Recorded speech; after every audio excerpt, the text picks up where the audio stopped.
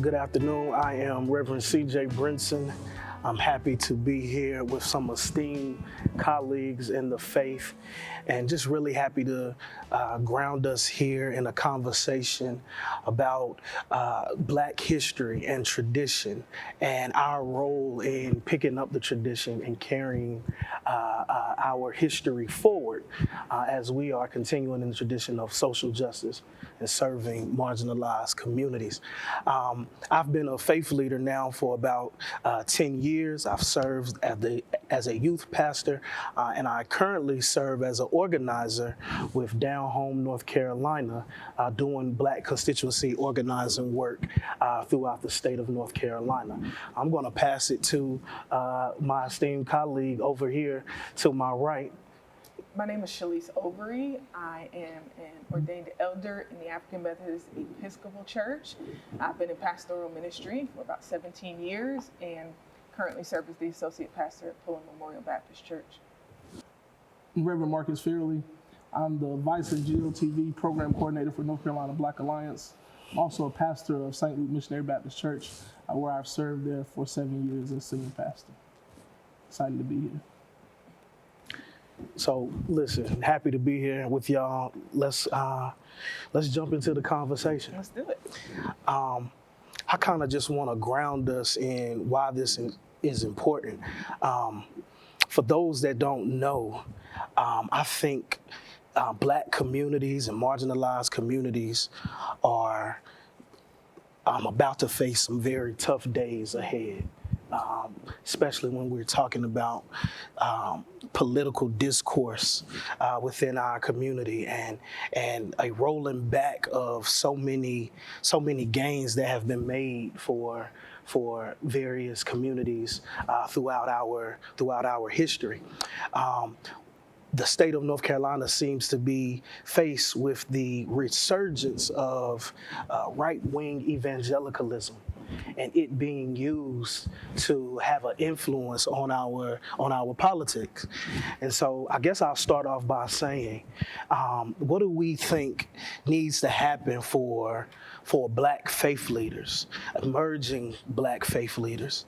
What do we think needs to happen in order for them to be able to begin to move out of their comfort zone for the sake of representing all of the precious communities in which we like to believe that we are working hard to serve?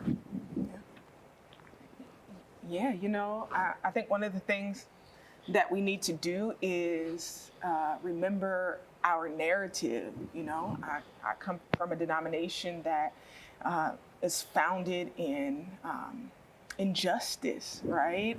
To say, like, if we can't have justice where we are, we'll go someplace else. We'll start our own movement, right? So I think it's so important for us to remember that. I hear the rhetoric in the political sphere right now, and I feel like there's this narrative that is targeting communities that are on the margins and using them in order to try to get us off focus about like what is actually important to get us to vote against our interests, right? So whether it's targeting the trans community or the immigrant community, and it reminds me of the story in the scriptures with Pharaoh, right? Started spinning this narrative about the Israelites who had been a peaceful people right there among them, saying, "Oh, these people are dangerous, and we have to control them. We have to do something about them." And he created a solution for a problem that really didn't exist, and that's what I see people doing right now. And so I think the important thing for us to remember is that we have been a people who have made great historical gains in protecting liberty and justice, and we cannot afford to jeopardize liberty in any way because it could be one group today. But when you hear the rhetoric of those right-wing evangelicals, they don't like trans people, they don't like immigrants, they don't like black people, they don't like, or at least they're not supporting the interests of those groups. And so whenever we jeopardize the justice that has so much been our goal and what we've been striving for in this country as Black people, we put ourselves in jeopardy. So we have to continue as faith leaders to speak prophetically on behalf of justice, like for everybody. What did Dr. King say? That injustice anywhere is a threat to justice everywhere. Yes. And we have to be that kind of moral voice that protects that justice and liberty for everybody. That's dope.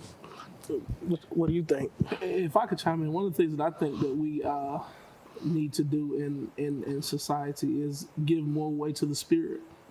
I think most of us now have agendas, but if we give way to the Spirit, it'll lead us to that moral right, or that moral consciousness that we all should have. It'll give way to love. It'll give way to unity and peace if we allow the Spirit that's already within us to just rise up in us and cause us to lead. Some leaders, because of pressures of agendas or denominational regulations, hold back or draw back things that they may not personally agree with. But I think if you give way to the Spirit, that gives you that boldness to step out on your call, to be that voice of change that we need in this current world that we face with all the struggles and ills that we have. I mean, I think it causes us to give more grace when we allow the Spirit to lead to those that may look different or be different from what our traditions may hold us to. Yeah, I think that's really good what both of you have uplifted. You having these oppositional forces targeting communities and trying to make things more serious than what they actually are. And then you're just talking about, faith leaders not willing to give way to the Spirit. And I just think that both of those things have to be considered because where we're headed is so crucial. Like you said, those who are against us, they're not single-handedly picking out one particular group to go after. It's all of us under the same umbrella. I think Martin Niemöller said that, something to the effect, they came for the socialists and I didn't speak out. They came for the trans, the unionists and I didn't speak out. They came for the Jews and I didn't speak out. They came for me and there was no one there to speak for me. And I think that's where we're headed. And that's why it's so important for us to really begin this move to really get out of our comfort zone and represent people. So, Reverend Fairley, I have a question for you. You said the word courage as something that kind of calling for in our leaders, something that we need to have. I guess my question to you is what does that look like as a Black church leader in this time? What are some of the things that are pushing against us and causing us fear, and how do we overcome it, or even how have you overcome that? One of the things that I have noticed when I say give way to the Spirit and allow that boldness to rise up in you for the occasion is us acting and living out the change that we want to see. Clark Kennedy on his podcast and on his blog in Revolution talks about this conundrum that we're caught between as the Black minister because while we may be progressive, we live in a conservative society. And so it's always going to give that push and pull, even within your congregation. But where the Spirit gives us way to lead and to be bold, sometimes you just got to knock the door down if it needs to be knocked down. And you have to sometimes do it gentle, but also there comes a time when you have to kind of take it by force and kind of encourage people as well as lead and teach at the same time. And so it's a balance that I think we may have not found, but we're on the brink. I have hope that we're almost there. Yeah, absolutely. I feel like that's giving like, like Nat Turner energy in a way, right? Exactly. Yeah, because I'm thinking of like, folks who lived in a conservative environment. There was an acceptable way to do a thing, but as a leader and as a faith leader, he was like, no, we're gonna name the things that are oppressing us. We're gonna claim our humanity, and that's gonna be something that we're bold in doing in this very countercultural way. Yeah. Is this example of the Martin Malcolm just within our culture, that those two ways of handling things, the nonviolent, but sometimes you got to be, I won't say violent, I'll say aggressive, even with our own people to get them to see what is necessary and needed for us to move forward for change. I'm loving all of that. I'm loving not making sure that we don't mischaracterize aggression with violence. Absolutely. But I'm also loving the uplifting of, Nat Turner, right? Because that ties us back to, this conversation being rooted in Black history. And, Nat Turner led in a conservative era in his time for the sake of bringing humanity to where it needed to be in order for us all to survive and even be here. And I think we're being called to do the same thing in this era where we're going to need to harness a little Nat Turner in what it is that we're trying to do in terms of pushing our communities forward. I mean, no longer can faith leaders not be willing to speak out about police accountability or being unwilling to talk about economic mobility in communities that have been divested in. No longer can folks stand on the sidelines and not have a position that affirms reproductive justice or affirms the humanity of queer and trans folks, because queer and trans folks are Black and brown people, people as well. And I think that this is important in order for us to progress in society, but it's also important for us so that church going forth in the future can be relevant as we are trying to captivate and minister to the unchurched, because I believe that the unchurched is ready and willing to receive what needs to happen and what we need to do. I just think that there has been a reluctance because folks have been afraid of stepping into that spirit or being courageous within our faith tradition. You're absolutely right. I was just reading a story in Religious News Service about the nuns, as they call them, the folks who are not kind of like in church, right? But they said among Black folks in particular, these younger folks, it's not that they aren't still religious and finding ways to practice their faith. They just can't find a faith community that can hold the whole of who they are as people who care about some of the values that you mentioned. And when we look at, church attendance continuing to decline and churches are closing their doors, it's like, it's for the church's own survival and continue to be relevant. Right. I'll just jump in. I talk with congregations all the time. I was asked a question here recent in this past week. What are my thoughts on same-gender couples? And I told them in this faith tradition that we live in, whether we agree or disagree, we're raising a generation. I don't get on a phone call with work, and you all don't, without saying, what are your pronouns? It's in our culture. It's in our society.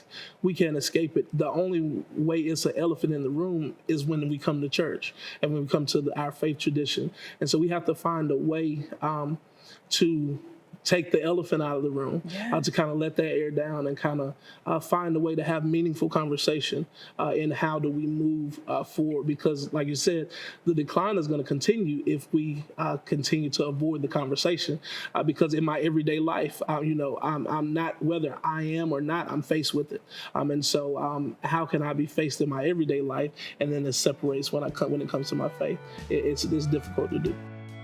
Reverend Fairley, I'm going to turn to you at this point as we are shifting. Thank you, Reverend Overy, for just really leading us in that conversation. But at this moment, let's allow Reverend Fairley to lead us in the next topic of conversation. Absolutely. Thank you, Reb. One of the things that I want us to lift up and talk about is when we think about the Black faith tradition and the Black church and progressivism and the progressive era and the prophetic voice of the Black church, where do we kind of stand when it comes to churches being progressive and Black churches in particular still having a prophetic voice? I want us to explore that a little bit.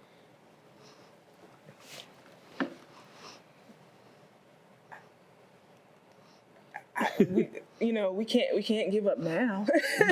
In maintaining that prophetic voice, it is a part of who we have been historically, and we can't get so comfortable in the progress that we made that we allow ourselves to lose historical ground, right? In sometimes trying to maintain our personal comfort, right? Because I don't feel comfortable, with having to say pronouns, right? Or because I don't feel comfortable with this group, right? Then I'm going to allow that to determine, how I live in the world, how I vote, right? And that we have the ability to do that sometimes because some of us have been able to get to a place where we don't have the same struggles, right? As some folks who are in poverty, folks who can't find a place to live, folks who are struggling to find food, for their children. So we have to remember that none of us are free until everybody's free, right? We got to reclaim that spirit of Harriet and say, like, no, we all getting out of this together, right? And maintain that prophetic tradition. You mentioned something earlier, Reb. You talking about the Israelites, and when we talk about the prophetic voice of the church, before we even get to the shores of West Africa when we were fighting for our civility, we can go back to the Exodus. That is where we were rooted and grounded in our prophetic voice in the children of Israel being let go. Absolutely. And we can relate to that as a culture and a faith tradition as a Black church. But I won't even take us to when we talk about the progressive era when we think of 1890s to 1920, when we talk about some of our leading Black organizations that were born, the Niagara Movement, when we think about the NAACP, the Urban League, when we think about names like Booker T. Washington, W.E.B. Du Bois, Ida B. Wells, these are the progressive voices that have brought us to this point. And one of the things that I was having a conversation, in fact, with Reb. We were talking about the distinct difference between Booker T. Washington, W.E.B. Du Bois, and the way that they thought that we should move as a people. And even now, just fast forward that to where I want us to kind of talk now, is in the last 15 years, outside of even the faith tradition, when we talk about progressive movements, we have Black Lives Matter, we have the Me Too movement, and we also have Occupy Wall Street. These are three movements that we can all relate to. We've lived through them, and so many not only discount where Black Lives Matter has taken us. And if we can't even, recognize how far we've come with that movement, then where's the hope in that for the church? And I have some thoughts, but I want you all to jump in and share. Yeah, I think it's, you and I talked about it, I think it is critical that we don't romanticize success and failure. I think all three of those movements were relevant and necessary. They had some major successes. They also had some failures. But each movement, just like movements before, they don't perpetually continue. They give space to the next movement and another era. And I may be biased, but I think out of the three, BLM was probably the most successful.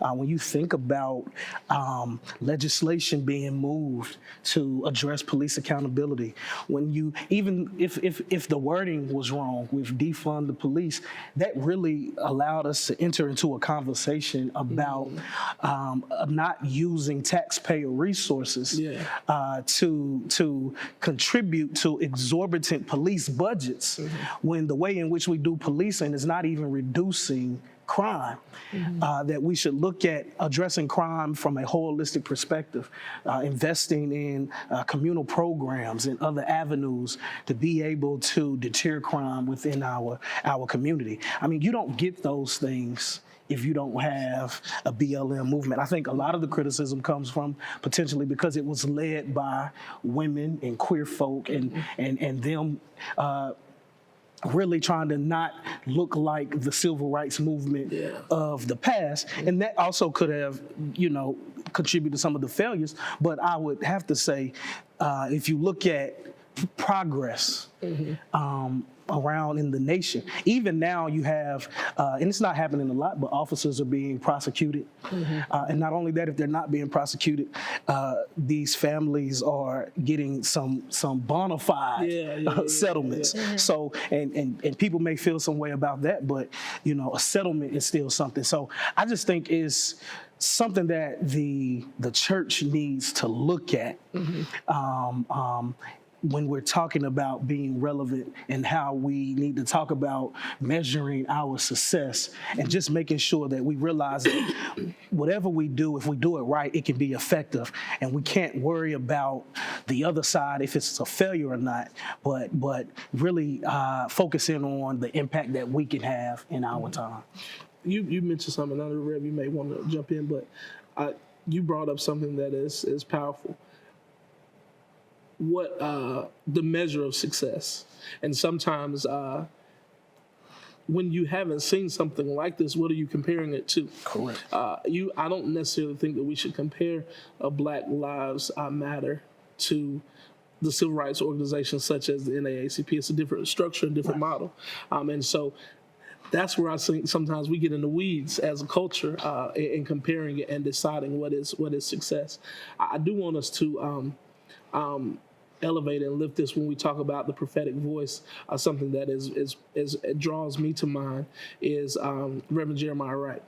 When we talk about President Barack Obama having to give the speech "A More Perfect Union," where he, in fact, I don't think he downplayed it, but he had to give an answer for the rhetoric of Reverend Jeremiah Wright and the prophetic voice that he had at the time. While many in his congregation and many in our culture agree with what he was saying about our country, we didn't rally around him. We kind of sat silent and agreed. I think in the point, and this is where I have hope for the church, is if it can happen in our era, in our time now, to where we have the prophetic voice still alive and relevant, with the proper teachings that we can get behind it and support it. And what does that kind of look like in this moment now? Without us, one offering before we go in is again, the conversation that you and I were talking about is the mass exodus from the traditional church to a different model of church, and perhaps how do we then salvage or save the traditional Black church? I think let's explore that a little bit. I want to thank both of you for being here. I think what you all brought added so much brevity to the conversation, and really is going to lead to where I'm going now, and that is to really implore or encourage people to really think about what it means to worship Jesus. Really think about what it means to worship and be in relationship with the brown Palestinian Jewish Jesus. And what does that mean for our faith? the times in which we're living in are so much. There's so many things happening. There's so much urgency. And I think we really have to lean into that if we're going to do this work that we are being called to do. This work that is rooted in our tradition as Black faith leaders. When we talk about a Black church that starts as a resistance movement against slavery, a movement that supported from its inception abolition, to a movement, a church space that supported the civil rights movement and also gave haven to the Black Power movement. And so I think what I'm asking us to do today is to use what many of us already have. So many of us have gone to seminaries and been educated and have been introduced to the liberation praxis. And as you stated, we are Black clergy folk living in conservative societies, but I believe that we're being called to do more. We're being called to lean into some new tools of liberation, other than just the voting tool, but other tools of liberation, using our voice, advocating for those who are most marginalized within our communities, and really taking a stand to ensure that the whole of humanity is being affirmed. Those are the tools I believe that we need to lean into, and those are the tools that I want to encourage you all to lean into as well.